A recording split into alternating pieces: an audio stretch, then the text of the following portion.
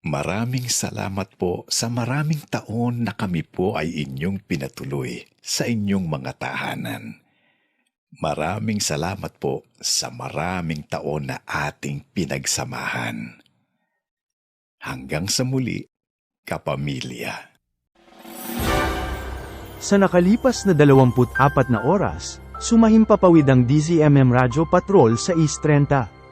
Ito ay matatagpuan sa ABS-CBN Broadcasting Center, Mother Ignacia Avenue, Corner Sargent Esguerra Avenue, Barangay South Triangle, Quezon City. Matatagpuan ang aming 50 kilowatt transmitter sa Navarrete Street, Barangay Panghulo, Obando, Bulacan. Nasa ilalim ito ng pagmamay-ari at pagmamahala ng ABS-CBN Corporation na may permit bilang BSD 0892-2018, REN. Pinagmumuhan ni Engineer Erwin Manliban ang Technical Division. Ang DZMM Studio ay nasa pamamahala nina Engineer Santos Bautista at Engineer Arden Ramos.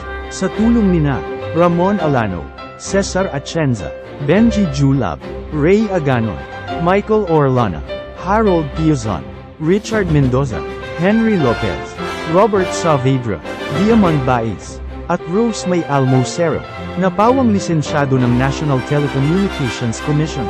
Pinagmumuhan ng DZMM transmitter nina Engineer Bernardo Acosta, TECE number 864. Engineer Jose Rizaldo Umipig, TECE number 794. At Engineer Melvin Acosta, TECE number 407. Sa tulong nina Michael De La Cruz, 78 hanggang 1 PNCR 2108. Ronald Parumo, 73 hanggang 1 PNCR 7238. Noli Reforma, 75 hanggang 1 PNCR 13447. Ferju Mina, PCE 00383445.